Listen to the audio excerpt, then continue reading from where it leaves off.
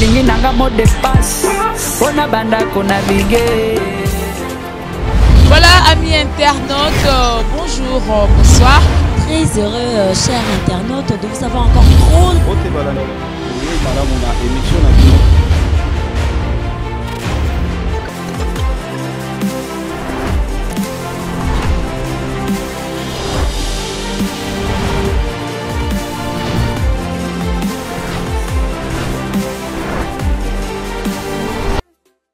Bonjour et très heureuse de vous avoir nombreux dans votre émission Chaise de Star qui est présentée par moi, Chimène Luki.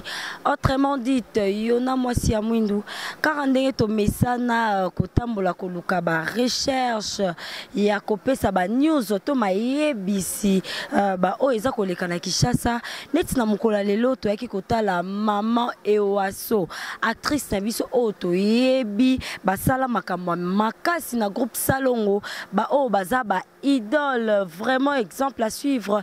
Na monde ya théâtre, aza vraiment malade, aza kobela pancréas, aza ko déranger. Et lelo EHP mobimba to sangani to ekota la maman nabiso. Pour commencer, je veux dire un grand merci à qui est toujours derrière mon caméra, Medingwadi. Oza osala musala ki toko boye ko pesa imbote. Et je dirais un grand merci à mon cordon Ekibumba, le cordon le plus charismatique de tous les cordons, oza ko coordonner EHP Média Mobimba. Et puis kopé ça merci mingina maman GH, maman Banebele, sans oublier papa Edo Amani qui est mon boss.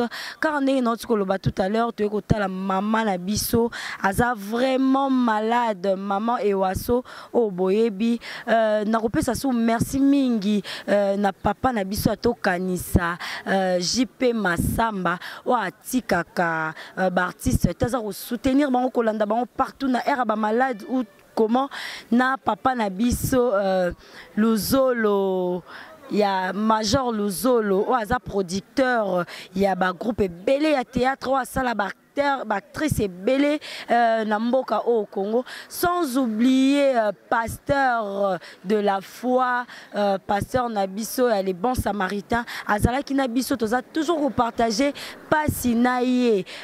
Tout à l'heure là na sur Bokolanda air Toroko Tanakati, maïnyos autre Tanakati, Tokolanda ensemble Nabino. Restez toujours branchés et je veux dire un grand merci à José Ndindili Falansa. Balobi moi na poto so réponse à ma solution non babi papa social à partir de Bordeaux Koto Zali Bambo Ténétro. Nous allons juste nous retrouver après ça.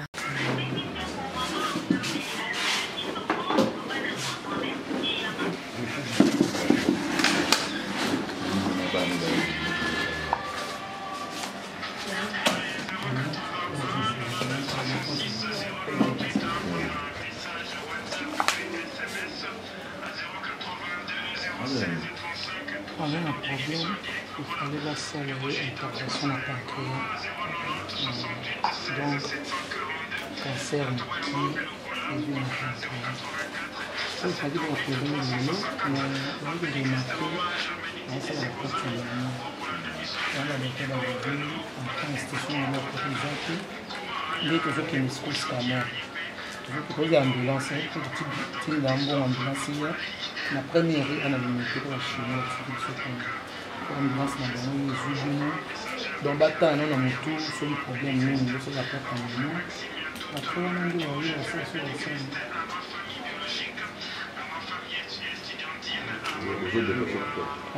On sert à ça déjà pour à des ambulances. Donc, l'ambulance peut déplacer pour profiter d'un bon. On a tenu une catégorie qui est un bon gros. L'ambulance est là, il y a un docteur qui a accompagné du son. À côté de ce qu'on a fait toujours.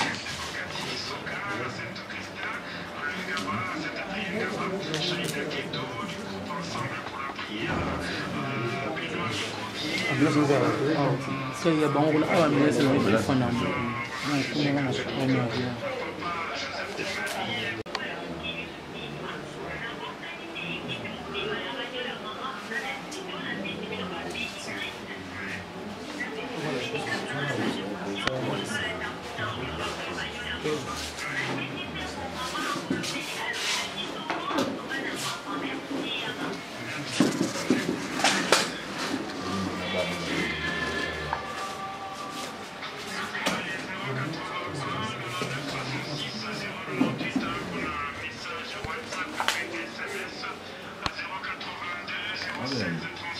avait un problème, il fallait faire une intervention à pancréas. Donc, cancer qui est un pancréas. Il fallait opérer le lot, mais j'ai remarqué, ça va pas de mémoire. On a été dans la vie, en train de se faire il est toujours que les schools sont morts. Je veux que l'ambulance, tu n'as pas ambulance. La première année, on a été dans la chimie, l'ambulance est venue, donc bâtard, on a mis tout sur le problème, même sur la carte de mémoire. Après, on a eu la sensation.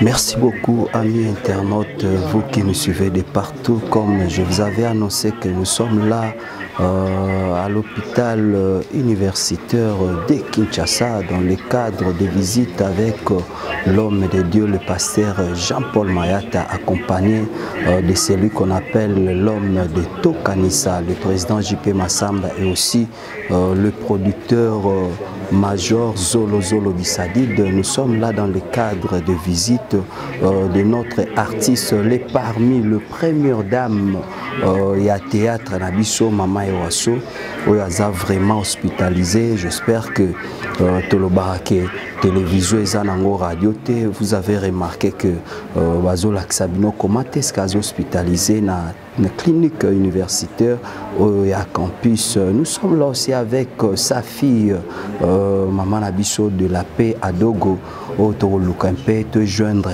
pour te malade ango Maman Nabiso Azobela. Eza maladie nini, amis internautes, restez toujours branchés, vous qui aimez tant votre humble serviteur Junior Mowa Bobino Obozolanda Biso na mabele aba Congo, donc na RTMV na radio télévision Mbanzangungu Bozolanda Biso na Kwilungongo Bozolanda Biso na Kisantu na Kasangulu na Ipen pe bozo capter biso, surtout na monde entier mobimba. Nous sommes là avec l'artiste et comédienne de la paix à Dogo, de la paix Mbote. Mbote Junior. Bonne santé. Nangolo ça va. Toyo kutoa wana mame waso expliquer biso to moni mama na mbetu parce que autrefois to aleno bisinga ki mama bimi hôpital mais to moni bozongi susu eza diani. Tant to kutana gno dernièrement wana zaki na bondeko et après à partir bondeko ndo amona comme douleur zaka continuelle nde batinda ki to kota scanner ya libumu to kota scanner ya libumu ne ba ko remarquer que fois naé disons pas que rien naé zaki déjà touché par rapport à hépatite de Tungisa qui est. Et à partir tant toujours on a résultat na bondeko nde bondeko lobi ka oyo batu ba ko soigner on ezaka campus nde yango bondeko ça so transfert to yeko ya na clinique universitaire. Bon nde toza boye normalement il fallait intervenir intervenir par rapport à malade Zanango, mais c'était prévu à passer une intervention de l'élo. Mais tu as remarqué 3 jours yango, c'est comme si à ça la perte de mémoire, à ça air mon soleil normal, air mon corps. Tant que soit un docteur à lobby douleur tellement l'équipe m'a cassé 2 fois payer ça à Kabongo, mais bah oui peut intervenir, il faut tout côté scanner ya motu. Yango lelo côté zo kene place batine sur la première ri, tout zo kene ba côté scanner batala ba perte de mémoire wana soki ezo ya nzelani, c'est ça. Jusque-là, Banan Bazo prendre charge ya malade na ezaka binomoko famille ou bien besoin soutien quelque part. Non, jusque-là tout soutien mon touté. Bisomoka famille na mawanza menenza mba soutenir tozo évoluer ka boye kaka. Si réellement senga bino soutien moko uta libanda numéro ya contact pour bato balinga ka mama na biso bazape na ba mikili mususu pour ba contacter bino ba ko tinda pata moi contribution na bango d'une manière d'une autre. Donc numéro contact eza petite sœur Nazana cadette na bango. Il est disponible à tout moment 081 plus liboso de plus 243 81 94 201. Bandela. Plus 243 81 94 et 81 00 94 201. Tomoni visite ya président ya tokanisa JP Massamba, tomoni pe moko ya artiste comédien Jean-Paul Mayata, pasteur de la foi, accompagné na producteur ngana bengake aza premier producteur oyo ki asala ba filme belé Chapota Major Bisadidi. Moi ba impression par rapport à visite. En tout cas nazaka nesengo makasi tango président JP Massamba benga lobi nazoya tozoya na Major Bisadidi na pasteur Jean-Paul. En tout cas ça lenga bien makasi na pamboli nzambe na bi vraiment nzambe merci parce que bazana mama babosani été baza bano vraiment balinga ke pe na moni ngolelo nzamba pambola bango mingi koleka lisusu ba mécène soupe bana libanda yo adresser message moko epa ya ba mécène o ba libanda puis ba artiste o ba libanda pona ba mécène o baza libanda na ba artiste o baza libanda do ezaka likambo amour soki amour ezali bolingo epesaka bolingo esungaka bolingo etalaka donc to prendra conscience na tango moninga mwaza na pasi so totalisi bolingo lobi lobi tango ya mpanzi na biso bato ba totalisa biso pe bolingo donc c'est ça artiste amunene wasali mingi pona mboka na biso totika ete ba mercenaires baza libanda ba mercenaires baza libanda plutôt ba artiste baza libanda ata mingi koza te mais présence c'est ça beaucoup plus nécessaire que les kata finance c'est ça. Merci beaucoup, amis internautes. Nous poursuivons toujours avec les interviews et les images de notre très chère maman, la première dame na monde ya cinéma na biso maman Ewaso Catherine. Là, j'ai fait clin d'œil naba o nyonso pe ba mesana ko sunga lokola grand frère propre Adrisha motomètre Beba Zibeba et aussi à toi Elduige Ngombo le manager international Mamé Ewaso. Et là, je vois maman Doris Lemapé Angleterre, maman Catherine y a maladie et pourquoi pas aussi faire un clin d'œil na artiste comédien Douche Kapanga. D'ailleurs, joyeux anniversaire à toi mon ami de tous les temps, de tous les jours. Merci à toi mon vieux Apo Firenze, les parfums de mon odeur. Nous poursuivons avec les interviews. Nous sommes là avec le pasteur Jean-Paul Mayata de la foi. Pasteur, salut. Salut pas Junior, merci. Mon visite na hôpital pas maman Catherine Ewaso, moi impression par rapport à visite ya mokona lelo.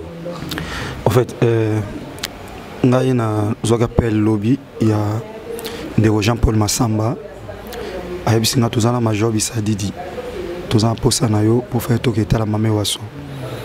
Nazana ba programme sous lelo ndé na yebisi bango problème te na ya Major Bisadidi c'est un grand frère. Donc on doit reconnaître que domaine à théâtre ils ont ba maman ba bandango pe ndeti mama Ewaso. Nazaki obligé penana pena honorer bango et puis na rendre visite na maman tout le bataille le papa Nzambe Nzambo yo abatelaka akwa osala grâce ne likola maman. Donc mama Ewaso ngai nazo ba tozana so ba mike mais toye ba so mutu mwa zolo ba mingi ba lo ba yo pendoza mama Ewaso donc à comment qui référence n'andeng mo ya jouer na et donc so biso to reconnaître on essaie tous artistes été donc ba maman photo yeba et puis toi assister bango maman oizanwa sengote to yebele ba mso to lati bilma to yeka kokunda or ndeka ndeko Jean-Paul Massamba na to kanta basala ko ke rendre visite baliena maman ezaipi na malamu mingi voilà donc to yeto batali lo bapanza. Je remercie Major Bisadidi Kulutu pe de Jean-Paul Massamba pour on a bino pe pour accompagner pour de nyonso ba komona eta mamazana. Pasteur de la foi aux amutu ote makaliboso batote à Katia aussi des partenaires au basungaka CFC. Est-ce que tu peux dire un mot dans cadre à SOS ba tendre main parce que malade à ma maison senga ba opération chirurgicale et senga vraiment ba moyen. Papa Junior a réalisé le moko, je crois que tous en amont na campus à tout ça qui n'y ont pas naé, moi on a koufaki makola et tous en amont tranquillité pourquoi parce qu'on a fait ce qu'il fallait faire. Mais tant on a mazui moli mamutolbi tezaï pour mambongote, soit pour nambongo moi na ngabika. Donc c'est Dieu qui a décidé et raison pour laquelle tout lobby que la gloire soit rendue à l'Éternel. Mais il y a d'autres choses oyo et quand ça arrive surtout assista quitter peut-être mon koufa pour tout ça les loté. Aux hommes to le peut-être ce qui tout ça qui m'a beaucoup l'aime sous mes maman koufité. Là, maintenant, ce qui a confié au Tchaki Maboko, c'est Dieu qui nous a donné maman. Après, c'est besoin de payer jouer. Parce qu'on a fourni des efforts, mais ça n'a pas tenu. Tout le balo maison n'est pas ensemble. Donc, ce bande au Hollanda, tout ça a un objectif. Et tout kufa, nion sur le tikala. Il y a un autre temps les locaux, pour tout sunga, tout tikana bisote, et ça a continué les à la vie nabiso. Vous savez, Papa Junior, quelque part, Christ a joué bisabaye kolia lobby. Na mukona suka boyo na bise bino nazaki malade botala engate balobi c'est quand est-ce que vous avez malade habité so muninga malade no hôpital otali total ngate soko tali otali ngate. Donc c'est l'amour du prochain. Il y a pas une église sans l'amour et compassion. Ça je vous le dis mon frère. Ceux qui bolingo ndeti nganza mais ceux qui bolingo na mutema nanga souté malamu nzamba bomanga ata bolamu na sala kanzanga parce que on peut pas parler de l'église sans qu'il ait l'amour et compassion parce que Christ lorsque mon équipe appelle ça parabole, Luc chapitre 10, Moutazaki frappe à demi-mort. Luc chapitre 10, a commencé par les versets 25 jusqu'à 37. Sacrificateur à l'équipe, lévite à l'équipe. Mais l'homme a dit qu'on voyageait un samaritain. La Bible va comment est bon samaritain. Comment est samaritain. Mais aujourd'hui, il est venu bon samaritain.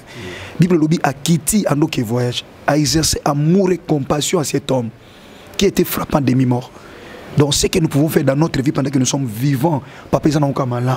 Parce qu'après la mort, même si Christ revient aujourd'hui, c'est ce que nos œuvres nous témoignent. Et on dit Jacques Azoloba, montre-moi ta foi qui est sans les œuvres, je te montrerai la mienne avec des œuvres, Papa Junior. Donc, quand ça m'a là, nous avons vie à chrétien, nous avons à mon Christ, nous avons assez livré pour nous. Et nous avons livré pour nous bandera. On ne demande pas la vie, on demande ce que nous en avons. Donc pour amener un petit rien pour soutenir la vie de cette maman, je crois que ça ne coûte rien parce que sa vie est plus que tout. Voilà où on a quoi que Christ a glorifié. Merci beaucoup. C'était là le pasteur Jean-Paul Mayata de la foi. Tomoni pe papa nabiso major Bisadi di Zolozolo azape awa totuna e moi liloba mbote major. Major Tomonio est qu'on rendre visite pas la première dame, il y a domaine, il y a cinéma, il y a théâtre, il y a mboka na biso. Moi liloba par rapport à état au maman Azaro s'est retrouvé dans. Bon, l'état na côté l'angwa pour lobby na fana ki nandako na moni koko ya yepe Azaro le kana balabala. Kevin na habite soki ya Kevin ouais Azaro le ka moni na musika ayemba ngapisa ce que maman za hôpital. Hôtel maman Iwaso. Et peut-être na auto le kana 2 jours. Quand on a babala, bon, il fallait qu'on a tout, on a tout le pétard dans la formation. On a allé à l'hôpital, interview, à Fongoli, appareil portable, à l'accent à la l'embête, ça là il n'est qu'Obanga, pour appeler la autobus, c'est pas mal malade de l'hôpital Tilelo. Et ça là m'a bien été, la bengue Massamba Mbangu, mais ça bien à Jean-Paul, tout me relève tout à la maman, tout à la maman Zali, et on peut n'aller au coup à maman l'état où ça m'a vraiment passé. Bon, il y a des âges, surtout toujours, on a des mécanismes, mais ça m'a bien été, il y a aussi des banga âge toujours, surtout toujours banamique. Mais il faut toujours pour la maman, mais soutenir maman toujours. Pour ça, maman ta sauté là bien, à beaucoup de bisous, surtout que la misala va bisous de ça rending, il y a un bien Jean-Paul Azara, le président Sanaye, à Moussa Nzambe, Moussalo maman Oyasala, il y a un bananaye, Jean-Paul Bakoko naye. Banate bakoko obazo sala lelo tokotika maboyete bilo minga teka kozela ka bato baya kosunga biso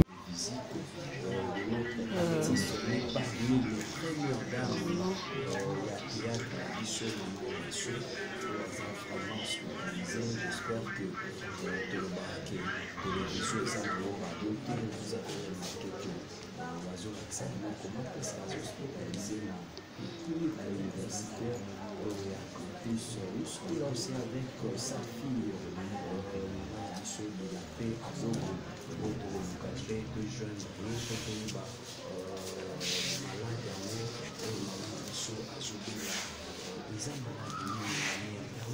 restez toujours branchés, vous qui aimez tant votre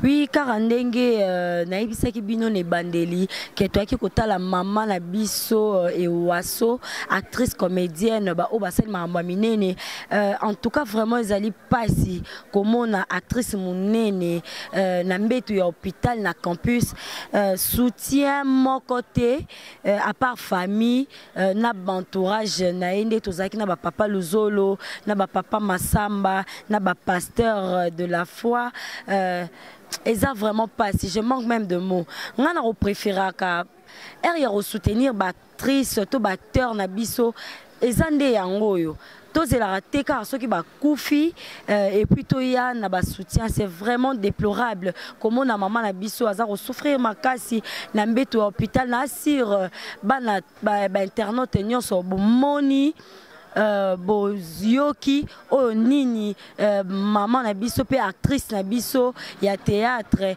ndenge à lobby et ça vraiment pas si peu mawa et là je veux dire merci à mon cordon équipe Bumba qui est toujours tenté de nous coordonner et HP Média Mobimba cordon équipe Bumba koto zali bambo teno ya trop et je dirais un grand merci à maman GH la maman de tous les enfants et sans oublier son mari son époux papa Edo Amani qui est mon boss bambote na bango ya trop côté bazali et je veux pas dire un grand merci à Medingwadi car ande to mesana ko sala na e makambo to mesana ko tambola na par-ci par-là je dirais un grand merci à Medingwadi et je veux pas oublier de dire un grand merci à Chimène Lucia maman na baby boss promesse à partir à Durban en Afrique du Sud je veux pas aussi oublier de dire un grand merci à Midjo Luki au Bozar au Mona Chimène Luki toujours tendance très fort balobi Midjo Luki azalarawana po na leki na Chimène Luki et je veux pas oublier balobi Nseta Maya Malili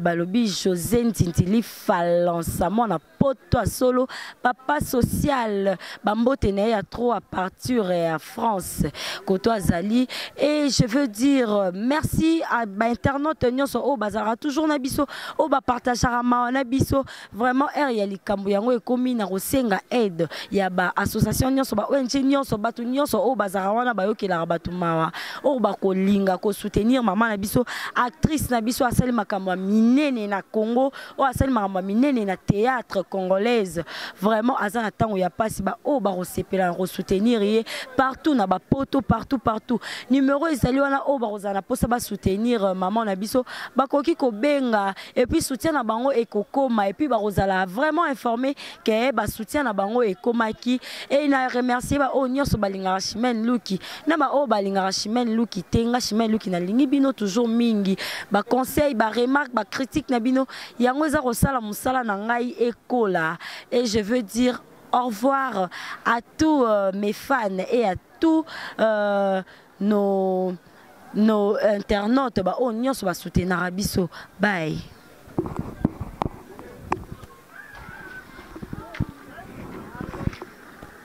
Nalingi nanga mot de passe Ona banda kona bige. Voilà amis internautes, bonjour, bonsoir. Très heureux chers internautes de vous avoir encore trop. émission